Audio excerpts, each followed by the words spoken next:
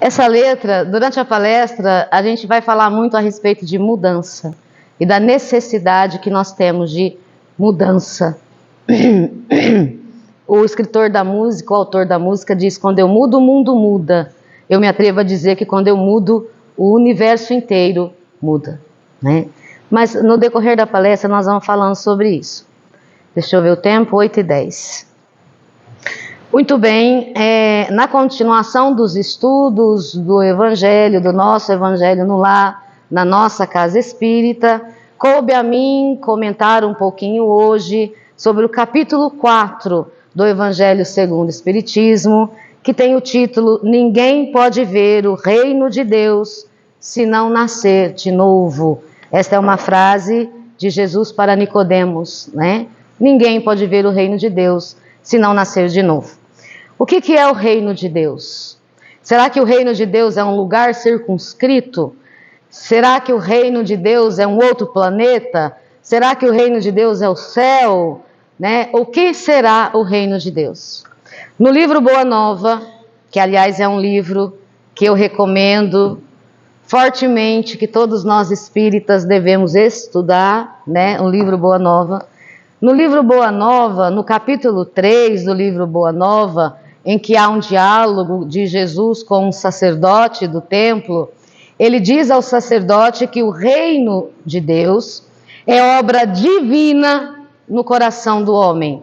Obra divina.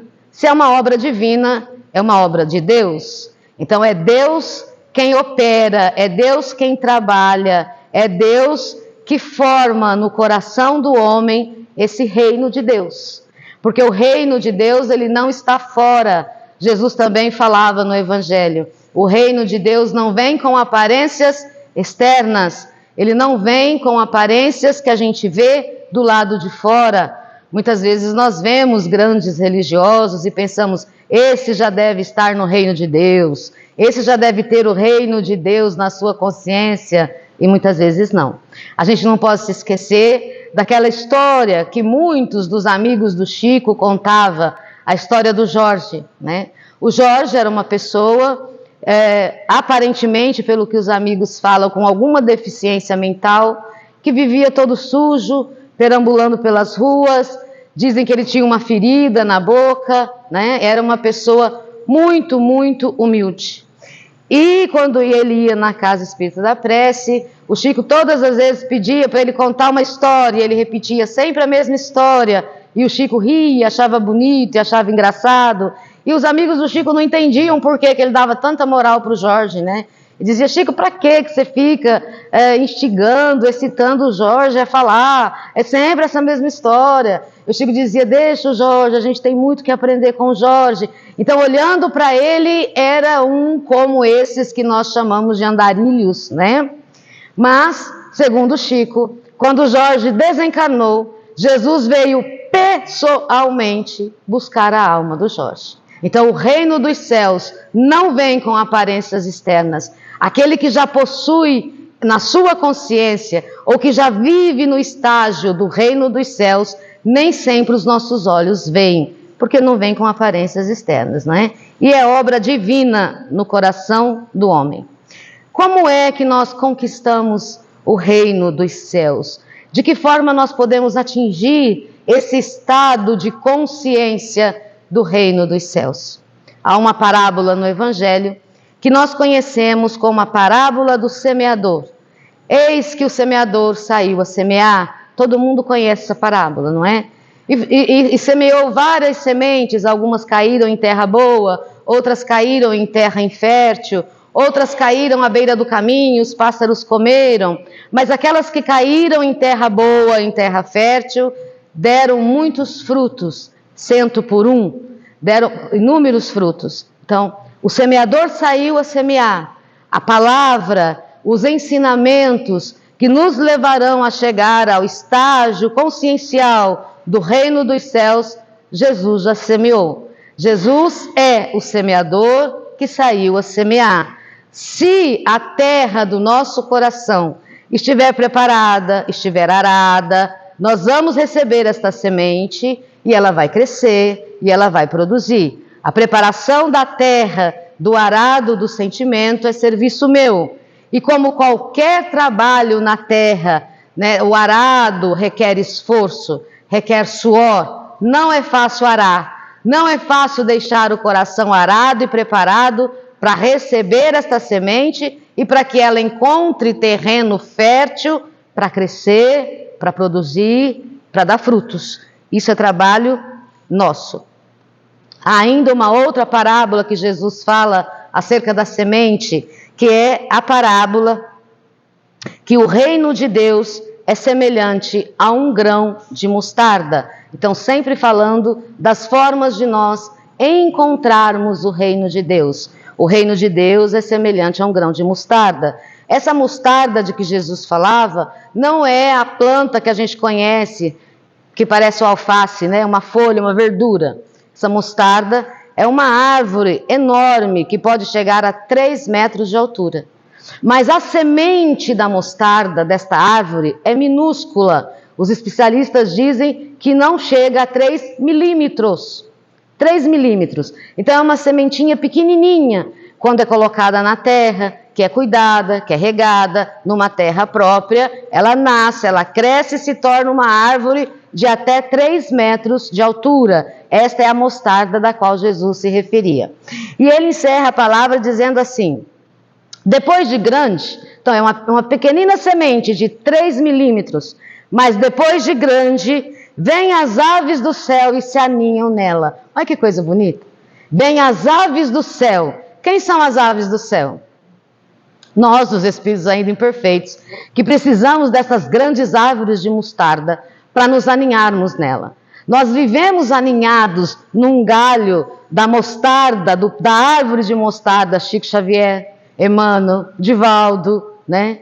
Haroldo, e todas essas grandes árvores que começaram em semente, mas que cresceram, se tornaram robustas, criaram vários galhos e nós nos aninhamos nele, na tentativa, na busca nossa individual e intransferível de também alcançarmos o conhecimento que nos levará a esse estágio de consciência de reino dos céus.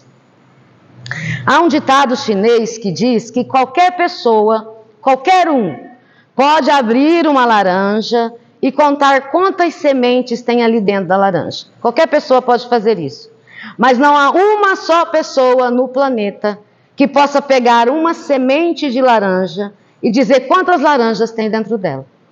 Ninguém pode pegar uma semente e dizer, dentro dessa semente tem 1.000, ou 2.000, ou 3.000, ou 4.000 laranjas. Ninguém pode. Só Deus é quem sabe. Essas coisas, essa questão da sementeira, Jesus semeou. O semeador saiu a semear. Quantas sementes vão produzir no solo do coração de cada um? Deus é que sabe. O tempo também, Deus é que sabe, porque Deus usa o tempo. Deus usa o tempo. Deus tem pressa que cheguemos até Ele, mas Ele usa sempre o tempo. Ainda falando de sementes, para a gente gravar bastante isso, tem uma história, né? Isso é uma história fictícia, que um senhor, uma certa pessoa, viajando uma vez por um país, chegou num lugar em que estava escrito Loja dos Anjos. E ele achou interessante, Loja dos Anjos, deve ser um nome fantasia, né? Eu vou entrar para ver. Quando ele entrou, estava uma placa enorme lá escrito assim, ó, vende-se paz, vende-se amor, vende-se harmonia, vende-se esperança, vende-se gratidão, vende-se ternura, vende-se compreensão. Ele falou, mas como que alguém pode vender isso? E aí veio da portinha de lado assim, veio um anjo. E a hora que ele viu o anjo, ele ficou estarrecido, ele falou, meu Deus, mas está uma loja de anjo mesmo. Sim, aqui é a loja dos anjos. E vocês vendem mesmo tudo isso? Sim, nós vendemos. E eu quero comprar. Eu vou vender meu carro, eu vou vender minha casa, o que não der para eu pagar, eu vou parcelar no cartão, mas eu quero comprar tudo isso. A vida inteira eu quis ter paciência, eu quis ter esperança, eu quis ter resignação, eu quis ter amor, eu quis ser uma boa pessoa, eu nunca consegui, se tem para vender, eu vou comprar. E o anjo falou, pois não, eu vou buscar só um momento. E o homem ficou todo eufórico. Finalmente eu vou ter paciência. Quando o anjo veio com um monte de saquinhos. Ele falou, não, o senhor deve ter pego o pedido errado, né? Eu pedi paciência, amor, esperança, resignação, fé, coragem. Ele falou, mas é exatamente isso que eu tenho para te oferecer, está aqui, as sementes. as sementes de paz, as sementes de amor, as sementes de esperança, as sementes de compreensão. E o homem ficou meio que desiludido, não é? Porque a gente sempre quer, a gente sempre espera achar tudo pronto. E nós nunca vamos achar pronto. Tudo do reino de Deus é em semente. O plantio, o cultivo depende de mim. Não tem jeito. Então, ninguém pode ver o reino dos céus se não nascer de novo. Por quê? Isso é uma sentença? Isso é uma condenação? Não, é uma constatação. Por que não dá para fazer tudo de uma vez só? Porque não dá tempo. Dá tempo de eu plantar uma semente de paz e esperá-la crescer, nascer e frutificar numa única existência? Quantos anos é uma existência nossa? Quanto tempo? Para quem vive muito hoje, 100 anos, 100 e poucos anos. Mas a média é de 80, 90 anos. Em 80, 90 anos dá tempo de eu plantar, regar, crescer e produzir todas essas sementes, dessas virtudes que nós não as temos ainda? Não dá tempo. Qualquer um aqui conheceu um idoso de 80, 90 anos que desencarnou. Era um idoso, podia ser muito bonzinho e etc e tal, mas era um anjo, já era um espírito perfeito, já era um espírito de luz? Não era. Tinha todas as virtudes desenvolvidas? Não tinha. Por mais que amássemos, não tinha. Então por que precisa nascer de novo? Porque nós precisamos de tempo para desenvolver todas essas sementes. A reencarnação é uma punição? Não. A gente reencarna, a gente vem aqui para pagar o que deve? Não. Nós não devemos nada para Deus. Algumas vezes devemos para a lei. E a nossa consciência nos cobra. E a gente tem que entrar em harmonia com a nossa consciência. Mas ninguém reencarna para sofrer. Vamos tirar isso da nossa cabeça. Vamos tirar isso do nosso pensamento. Ninguém reencarna para sofrer. Ninguém reencarna para pagar nada. A gente reencarna para aprender. Para aprender. Não é para sofrer, né? Misericórdia eu quero. E não sacrifício. Deus não quer a morte do pecador, quer que ele se arrependa, não quer a morte e nem o sofrimento do pecador, mas quer que ele se arrependa. Aí aqui no Evangelho tem alguns tópicos, né, que Allan Kardec vai enumerando e vai nos ensinando e conversando a respeito da reencarnação. Então, há limite para a encarnação? Não há limite. Há limite para encarnação para prova e expiação. Há limite de encarnação para expiação e para prova, mas não há limite de encarnação, porque um espírito superior ele pode reencarnar na Terra quantas vezes quiser em missão. Há necessidade da encarnação? Deixa eu lembrar um fato para vocês, assim, olha. Hoje em dia, se a gente vai num restaurante, ou se a gente vai numa festa de casamento, numa festa de aniversário, agora recentemente, por exemplo, teve o aniversário da minha sogra, né? Então vem a entrada, não vem sempre a entrada antes do prato principal? No aniversário da minha sogra tinha um patezinho de azeitona, uma torradinha e uns amendoinzinhos verdes. Imagina, eu comi bastante, né?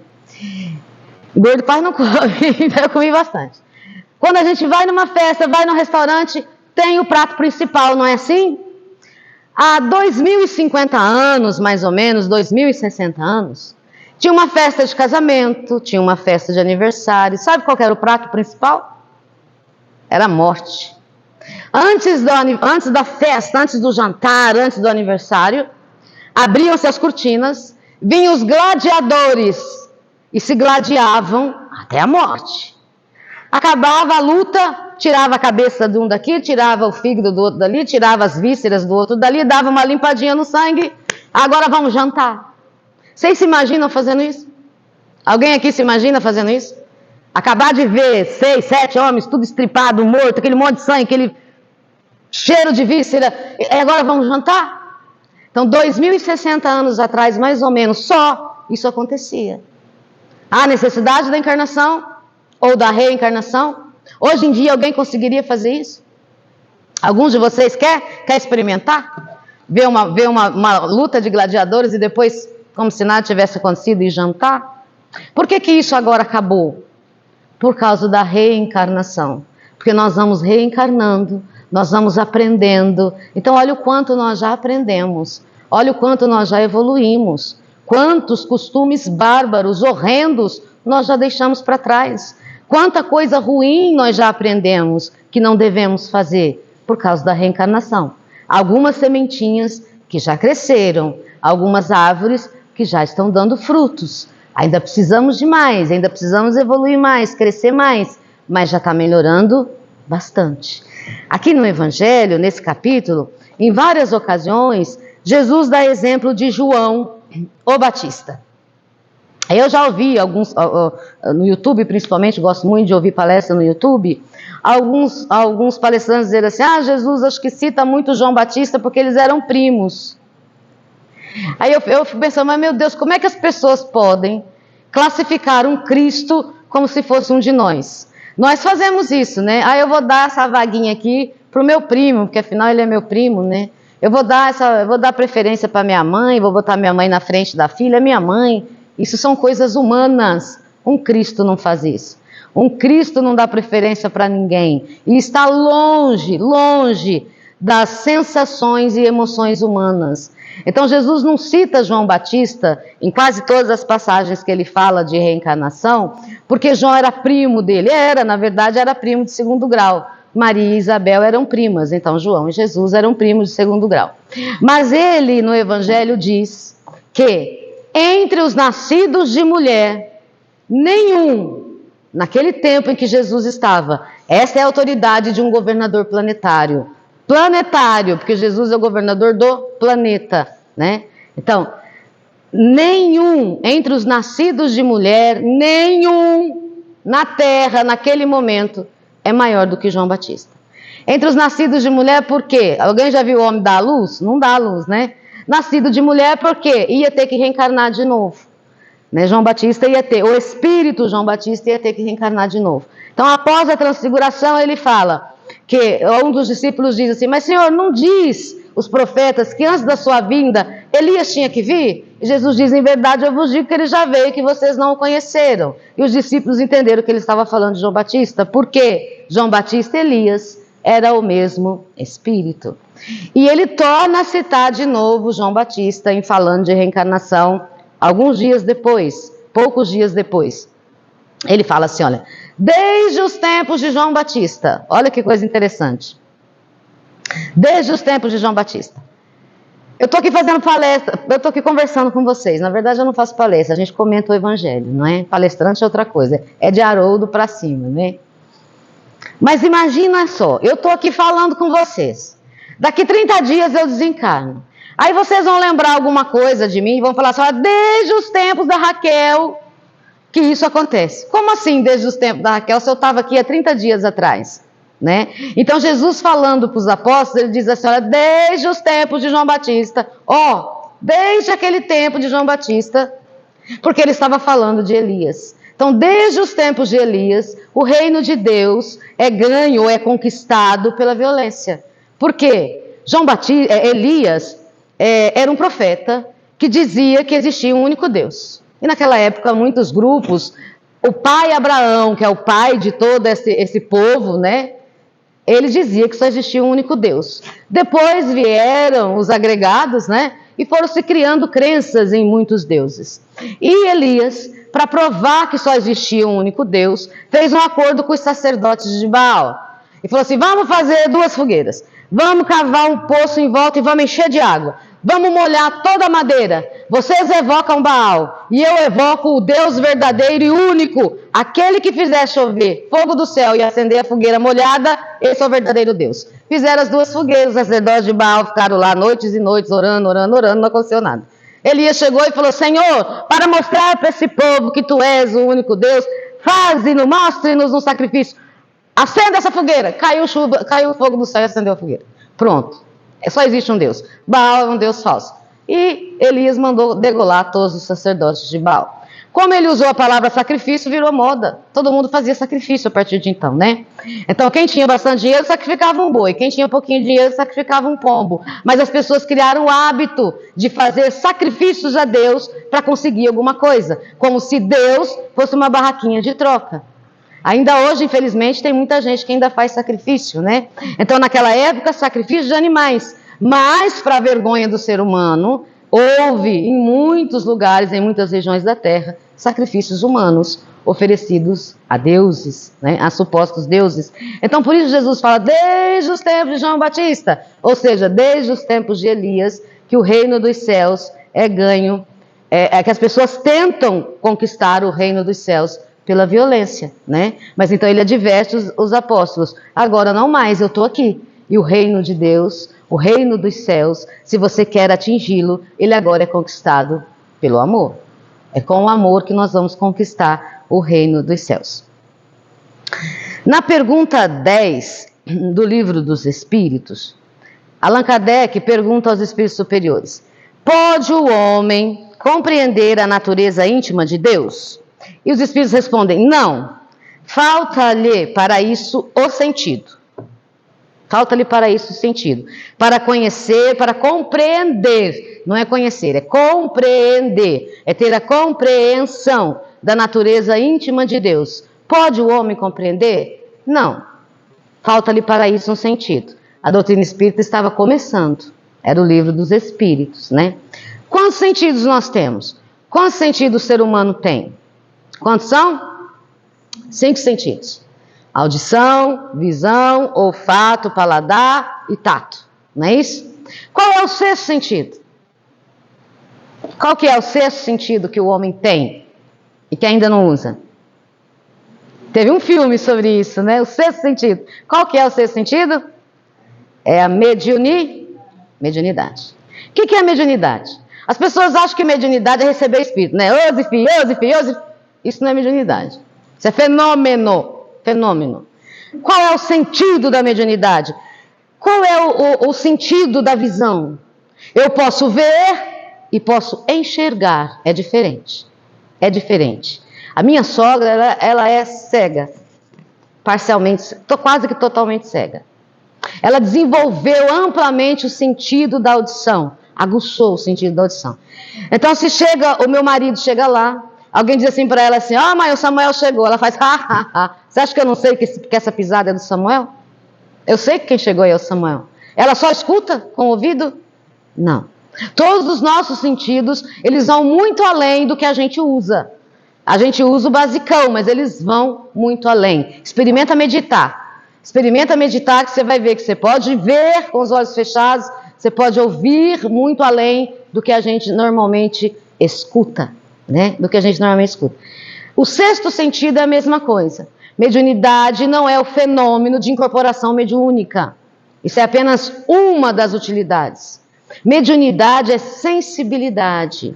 Mediunidade é carisma. Desenvolver a mediunidade é desenvolver a sensibilidade, é desenvolver o sentimento, é desenvolver o carisma. Os nossos irmãos católicos têm uma continuidade lá, eu não sei como é que fala da igreja, que chama os carismáticos. Então, os carismáticos recebem o Espírito Santo. Aqui ninguém recebe ainda não, viu gente? Algum dia, quem sabe? Mas por enquanto ninguém ainda recebe o Espírito Santo de Deus, não. Mas então o carismático, é o carisma, é a sensibilidade, é desenvolver o sentimento, desenvolver o carisma, ser carismático, é entender, é ser empático, é compreender os outros. Então desenvolver o 6º sentido, desenvolver o sentimento, a sensibilidade, é o passo que nos falta, é o sentido que nos falta para nós compreendermos. Note que ele não pergunta assim, o que falta para o homem para ver Deus? Ninguém vai ver Deus, porque Deus não é material. Deus não pode ser visto, ele não é material. Mas compreender a natureza íntima de Deus é com o sentimento desenvolvido, é com a sensibilidade desenvolvido. Aí a gente pode começar a compreender a natureza íntima de Deus. Allan Kardec tem todas as chaves. Jesus é a porta, Kardec é a chave. Ele tem todas as chaves, que se a gente for usando o Livro dos Espíritos, o Livro dos Médiuns, de todas as obras da codificação, vai ficando mais fácil a gente perceber o quanto a gente complica as coisas, né? Porque a gente quer entender racionalmente Deus. E racionalmente nós não vamos conseguir entender. Tem uma passagem aqui do livro Boa Nova, do capítulo 14, que é uma conversa de Jesus com Nicodemos, que também está aqui nesse capítulo do Evangelho. Essa conversa de Jesus com Nicodemos. Mas eu quero ler na íntegra, que é para eu não perder nenhum detalhe, né? Então, quando Jesus conversa lá com Nicodemos, isso era muito comum, né? Na época que Jesus esteve entre nós, ele contava uma parábola. Que nem ele fez aqui, olha. O semeador saiu a semear. O reino dos céus é semelhante ao grão da mostarda. Ele contava uma história, ninguém entendia. Ele contava outra parábola, ninguém entendia. Ele contava outra, entendia 10%. Agora, com a vinda do Consolador prometido, a gente entende uns 30%. Ainda falta um bocado aí para frente para a gente compreender, né? E aí, quando ele terminava de contar a parábola, ficava um olhando para o outro sem entender nada. Os discípulos falavam assim: Senhor, explica aqui para a gente o que é que o Senhor estava falando ali, né? Então, nessa parábola de Nicodemos, Jesus conversa lá com Nicodemos, e ele diz para Nicodemos que ninguém pode ver o reino dos céus se não nascer de novo. E aí Nicodemos diz: mas como é que pode isso? Como é que um homem adulto pode voltar para o útero da mãe, né? Ele não entendeu nada e tal. E Jesus diz assim: em verdade, vamos resumir? Em verdade eu te digo, ninguém pode ver o reino dos céus se não nascer de novo. Isso não é lei. Quando Jesus fala em verdade, é lei. É lei e não muda, né? E aí Tiago fala assim para Jesus: mestre, explica aqui para mim. Eu ouvi ali o senhor conversando com Nicodemos, e aí eu fiquei pensando assim: então, nunca vai acabar o sofrimento na terra? Porque se um mata uma pessoa hoje, aí na outra encarnação ele tem que morrer. Aí aquele que matou ele, na outra tem que morrer. Aí o outro que matou o outro, na outra tem que morrer. Então isso não vai acabar nunca. Agora, acho que agora eu entendi. Para sempre na terra vai ter que existir a dor e o sofrimento. É assim que funciona. Ah, tá, beleza, mestre, eu entendi. E aí Jesus vira para ele e fala assim: também tu, Tiago, como todos os homens, aliás, tens raciocinado, mas não tens sentido. Desenvolver o sentimento. Tens raciocinado, mas não tens sentido. Ainda não ponderaste, talvez, que o primeiro mandamento da lei é uma determinação de amor. Acima do não adulterarás, do não cobiçarás, está o amor a Deus sobre todas as coisas, de todo o coração e de todo entendimento. De todo o coração e de todo entendimento. Como poderá alguém amar a Deus, aborrecendo-lhe a obra? Contudo, não estranho a exiguidade de visão espiritual com que examinastes o texto dos profetas. Todas as criaturas hão feito o mesmo, investigando as revelações do céu com o egoísmo que lhes é próprio. Organizaram a justiça como o edifício mais alto do idealismo humano. E, entretanto, eu, Jesus, coloco o amor acima da justiça do mundo. Eu coloco o amor acima da justiça do mundo.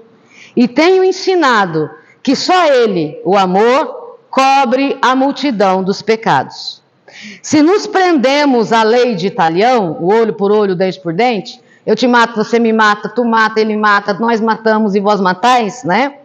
Se nos prendermos, deixa eu achar aqui. A lei de Talião, somos obrigados a reconhecer que onde existe um assassino, haverá mais tarde um homem que necessita ser assassinado.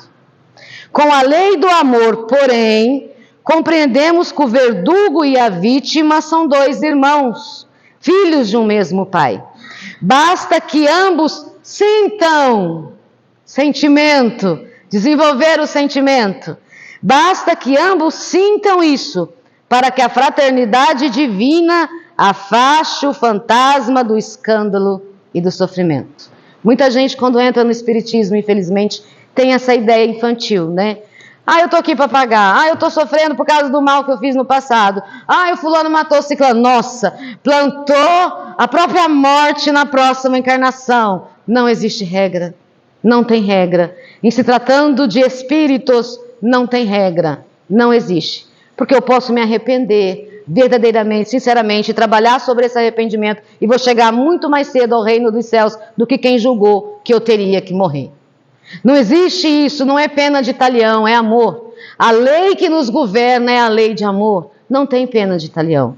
Não existe. A gente precisa perder esse medo, né? De ficar pensando, ah, meu Deus, eu fiz isso, agora eu vou pagar isso, eu fiz isso, agora eu vou pagar isso. Porque daí a encarnação vira realmente um abismo de sofrimento, não é? A gente veio aqui para viver, para cuidar de nós. Hoje, com sinceridade, eu acordei com uma vontade de cuidar de mim, né? Animar essa pessoa que andou vagando à toa, mas que mora em mim. Às vezes a gente passa uma encarnação inteira vagando à toa, esquecido que em mim existe um espírito imortal. Existem 3 elementos gerais no universo: Deus, Espírito e Matéria.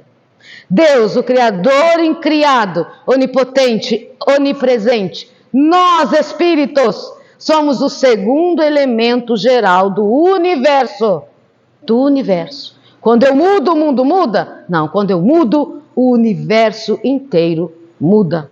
Porque eu sou o segundo elemento geral do universo. Você também é. O segundo elemento geral do universo. O terceiro é a matéria. Isso aqui é matéria densa, né? Matéria densa. O pensamento é matéria. O pensamento é matéria. Toma forma, tem cheiro, tem cor. Nós, espíritos, manipulamos esta matéria, porque alguém estudou para aprender a encaixar essas madeiras, colar e fazer esse quadradinho que o Carta quer prender nós aqui, né? Alguém estudou para fazer isso aqui, aprendeu. Um espírito manipulou essa matéria. Mas nós somos espíritos e podemos manipular a matéria mental. E podemos manipular o pensamento. Porque somos o segundo elemento geral do universo. Nós não somos pouca coisa, nós somos muita coisa, gente. Nós somos espíritos imortais. Quando eu era criança, eu assisti um filme que eu adoro. Agora a gente não acha mais nem na Netflix, porque é muito velho. Eu era criança. Mas no filme tinha uma cena que me marcou. E sabe quando dá aquela eureka? Eu falei, era isso que eu estava procurando ouvir minha vida inteira. Então o filme chamava Highlander, o guerreiro imortal.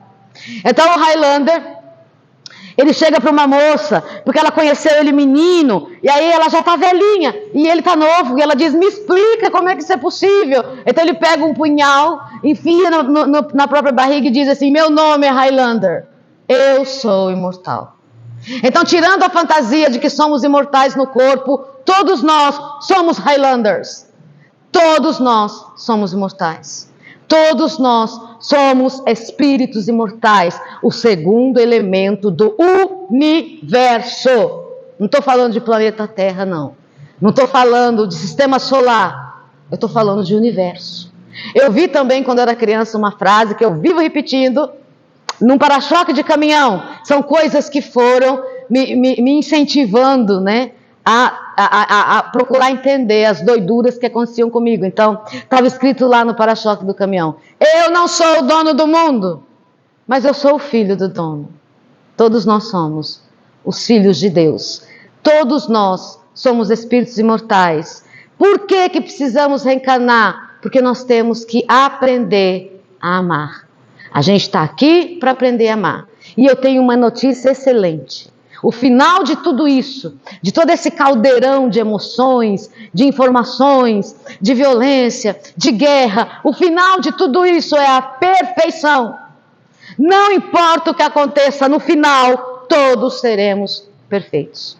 Todos nós seremos perfeitos. Não importa o que está acontecendo agora, isso é processo. Vamos passar pelo processo. Com alegria, com felicidade, vamos ler o livro, vamos ouvir uma música, vamos arrumar nossas gavetas, vamos botar tinta no nosso coração, vamos encher o nosso coração de sentimento e vamos viver felizes. E mesmo que tenha as dificuldades, no Evangelho segundo o Espiritismo tem uma lição que diz o bem e o mal sofrer. Eu posso encarar o sofrimento com lamúria, porque Deus me persegue, porque Deus não gosta de mim, ou eu posso encarar o sofrimento como processo de aprendizado, processo pelo qual eu tenho que passar para chegar a ser a árvore de mostarda, para ter galhos fortes e robustos, para que aves do céu, de todos os tamanhos de preferência, né? Sejam as andorinhas ou sejam as araras enormes, que os meus galhos suportem, que estas aves do céu pousem neles, façam ninhos neles e encontrem em mim seivas de conhecimento, seivas de exemplo, seivas que os ajudarão a também edificarem e construírem na própria consciência esse estágio que todos buscamos do reino dos céus. Que Jesus nos abençoe, que a gente perca esse medo de encarnar e desencarnar, que é um processo natural, que tenhamos todos uma boa semana. Muito obrigada.